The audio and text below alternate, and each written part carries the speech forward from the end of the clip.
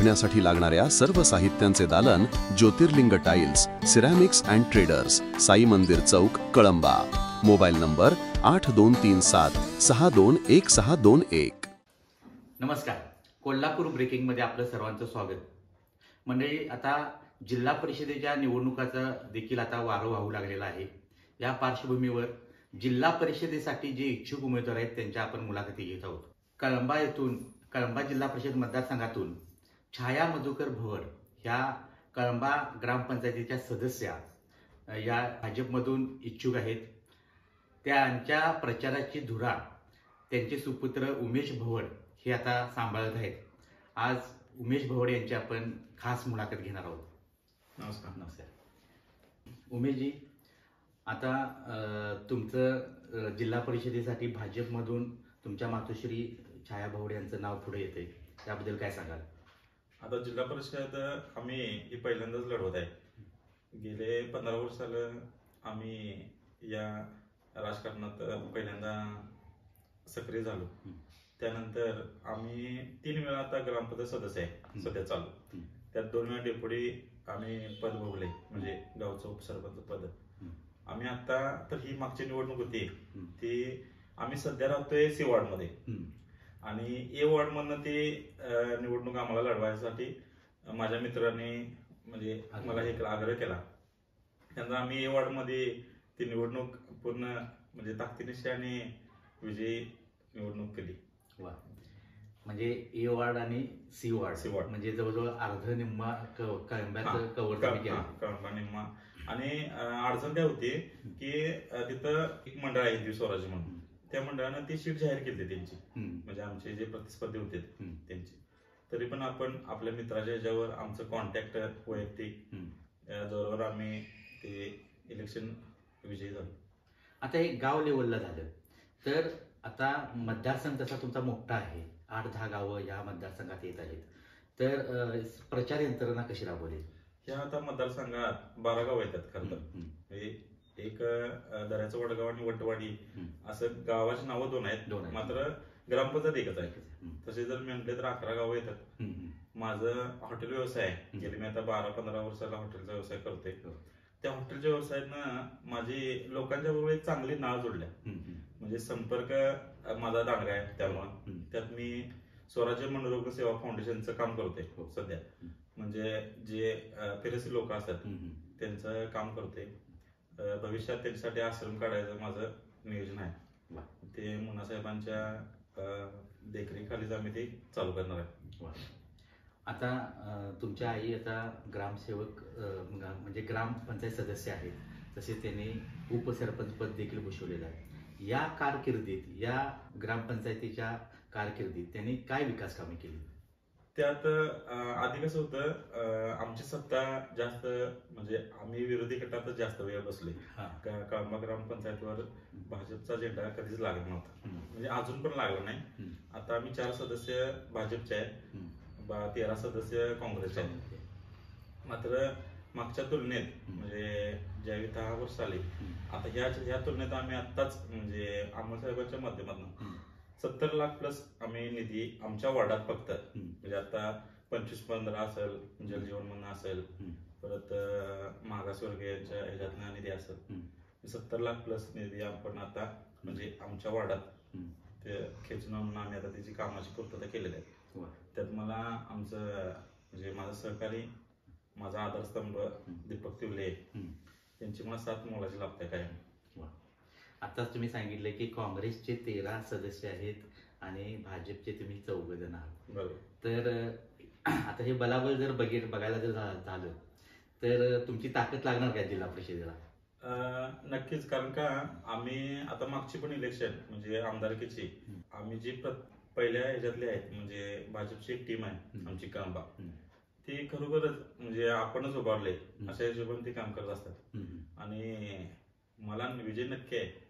मी ह्यात 100% बाजू मारू शकते, कारण माझी इथनं मागची जी कामं आहेत, जी लोकांच्यावर मी कनेक्ट आहे, त्याने मी हे विजय आमचा 100%.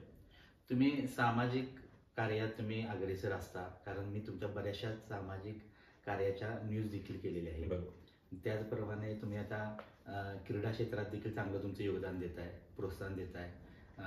बैलगाडी शर्यत असू देत किंवा म्हैशी पळवण्याच्या हे असू देत. त्याबद्दल मला सांगायचं आहे, आपलं म्हणजे गायी गोवर्धन त्याला काय म्हणतात, गोमाता जगली पाहिजे, संवर्धन, गो संवर्धन. त्यासाठी आपण बैलांच्या शर्यती पण प्रत्येक वर्षी यात्रा असते त्यात घेते. परत म्हैशींच्या शर्यती आपण घेते हे चांगल्या प्रकारे. आणि जेणेकरून इथं आपल्या इथं चांगल्या म्हैशी म्हणजे शेतकरी लोक निर्माण करतील, बैल चांगली निर्माण करतील. आता आमच्या इथं बघायला गेलं तर 1-2-3 बैल चांगली पळणारे आहेत. म्हणजे त्यांची पण किंमत आता लाखात आहे, म्हणजे 20 लाखाच्या प्लस अशाच किमती आहेत त्यांच्या. तर त्यासाठी आमचा कायम त्यात सहभाग असतोच. आणि आम्हाला आवड आहे त्याची, म्हणजे समाजकारणाची जास्त आवड आहे, त्यामुळे हे मी कार्यक्रम घेत असते. आता समाजकारण म्हणला तर सामाजिक उपक्रम तुम्ही काय काय राबवले? सामाजिक उपक्रम आता बरेच कॅम्प असतात, म्हणजे आभा कार्ड असतील किंवा रक्तदान शिबिर माझ्या प्रत्येक वाढदिवसाला असतेच. त्याचं आम्ही नाही म्हटलं तर 100+ तरी बाटल्या त्यांना देत असते. आणि मग कुणाला गोरगरिबाला मदत, प्रत्येक वर्षी दिवाळीला आम्ही शिधा वाटप करतोय. म्हणजे आमच्या जी गरीब लोक आहेत आपल्या इथं त्यांना शिधा वाटपचं काम करते. मेन म्हणजे माझं काम हे निराधारांसाठी काम जास्त आहे.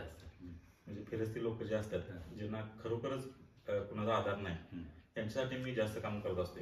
कारण कुणी जरी मला फोन जरी केला इथं आता असं फिरस्ती आहे किंवा असं कोंडाळ आहेत, म्हणजे त्यांचं जीनच हे एवढं वाईट वाटतंय त्यांच्याकडे बघून, त्यांच्यासाठी काम करायची भरपूर इच्छा आहे. त्याच्याबद्दल मी मुन्ना साहेबांच्यावर पण बोलले त्या विषयावर की आपल्याला ह्यात आश्रम करायचा आहे, की आश्रमसाठी आपल्याला एक जागा मी ते सगळं म्हणजे माझ्या डोक्यात आहे की हे आपल्याला लवकरात लवकर करायचं आहे. ते आता जिल्हा परिषद आमची निवडणूक झाली की मी लवकरात लवकर ते आश्रमशाळेचं म्हणजे आश्रमाचं तयारी मी करणार आहे.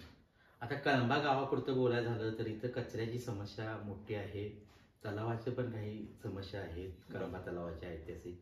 तर ह्या इथल्या स्थानिक समस्या झाल्या तर कळंबा जिल्हा परिषद मतदारसंघातील महत्वाच्या समस्या काय वाटतात तुम्हाला? आता मी गावोगावी भेटी द्यायला चालू केल्यात. आता आमचे 5-6 गावं पूर्ण झाल्यात.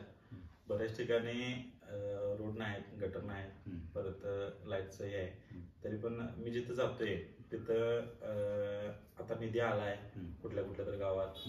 मुन्ना साहेबांनी फंड्स लावल्यात, म्हणजे एखादी व्यायामशाळा, मुन्ना साहेबांनी आवड आहे ती म्हणजे व्यायामाचं म्हणजे तालमीचं, त्यात त्यांनी तालमीसने पण फंड दिलाय. आणि त्यांच्यात महत्वाचं म्हणजे लाईटीची जरा व्यवस्था जरा कमी वाटते मला. त्यात हायमास्टची सुविधा असेल, कचऱ्याचं निराकरण असेल, यासाठी आम्ही प्रयत्नशील राहणार आहे. उमेशजी, तुमच्या मातोश्रींना जर नागरिकांनी जर संधी दिली जिल्हा परिषद सदस्य म्हणून काम पाहण्याची, तर तुमच्याकडे असं काही विजन आहे का किंवा एखादा नवीन प्रोजेक्ट आहे का? आत्ताच आमच्या आमदारांना 1 वर्ष पूर्ण झाले, तरी त्यांनी आमच्या ग्रामपंचायतला आता म्हणजे कळंब्यासाठी आता नवीनच त्यांनी 2 कोटी रुपयाची निविदा काढल्या, म्हणजे 2 कोटी रुपये आल्यात. असं बऱ्याचशा गावासने त्यांनी, आता मी काल कोगिलमध्ये गेलतो, कोगिलमध्ये पण त्यांचं गाव किती छोटं आहे, म्हणजे एक 1100 मतांचं गाव आहे. तर त्या गावासाठी त्यांनी 90 लाख रुपयाची म्हणजे कामाची हे केली. त्याचं पण उद्घाटन आता आम्ही रविवारी या त्याला रविवारी घेतोय. राज्यसभा खासदार यांनी आम्हाला काहीच कमी केलेलं नाही. आणि आताचे आमदार आमचे विद्यमान कार्यसम्राट आमदार अमोलजी माडिक साहेब यांच्या माध्यमातून आम्ही या मतदारसंघाचा कायापालटच करणार आहे. आणि जर म्हणजे असं वाटलं की बाबा एक जिल्हा परिषद मतदारसंघ कुठला बघायला असेल चांगला, तर ते आमच्या मतदारसंघाकडे बोट दाखवायला पाहिजे, असं मत नक्कीच करून दाखवेल. उमेशजी, तुम्ही वेळात वेळ काढून आमच्याशी मनमोकळ्या अशा गप्पा मारल्या आणि मी तुम्हाला माझ्या चॅनेलच्या वतीनं पुढील वाटचाली शुभेच्छा देतो आणि तुमची रजा घेतो. धन्यवाद.